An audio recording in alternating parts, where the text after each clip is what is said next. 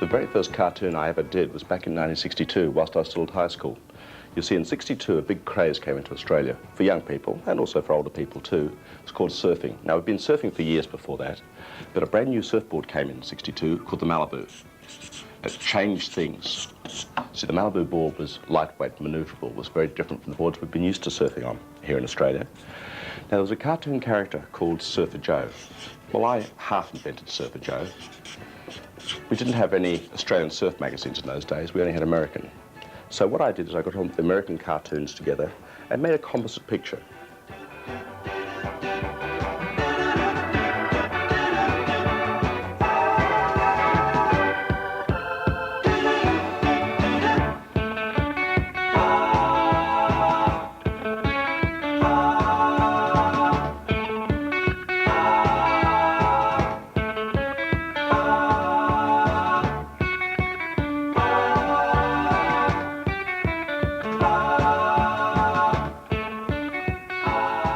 Now, everyone's been surfing at one time or another, and the best kind of wave that you can possibly catch, if you're lucky enough, the conditions are right, is the wave that's a bit like a crystal cylinder, a tube, a wave that breaks over you as you go through the curl. That's if you're quick enough, of course.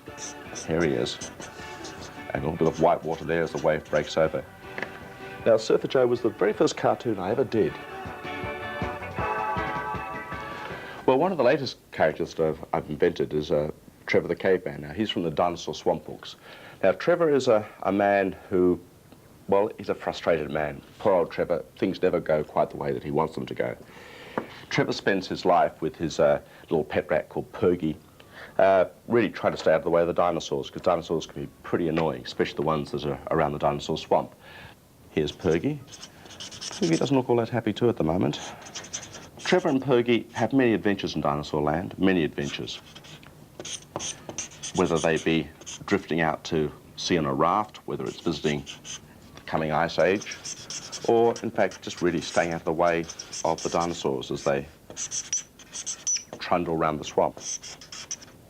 We have an Apatosaurus right up here who can't mind his or perhaps her own business, I'm not too sure what, looking over the tree ferns, the long neck of the Apatosaurus. We have down here a little Stegosaurus with a long bony fins that she had on the back of her dinosaur back. It's a little Stegosaurus, and we have another nosy dinosaur. Let me draw him up here. A Triceratops, the three-horned dinosaur. He's having a look too.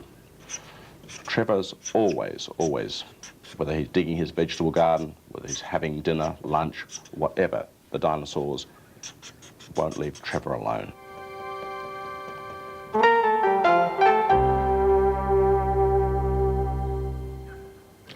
Now, another series of my books is called Behind the Door. Now, these are pretty tricky little books.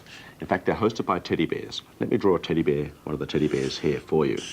Now, things are not as they seem in this book, because you've got to work out the clues before you open the door.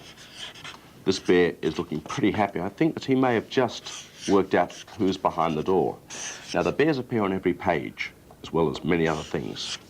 And you've got to be a bit of a detective with these books. This bear is happy, I think, as I said. He's worked out who's behind that door. So there are a lot of situations here. There's a behind-the-door book at the zoo, at the school, at the bear's house, in the farmyard, many different locations. So there's all different kinds of problems that are posed.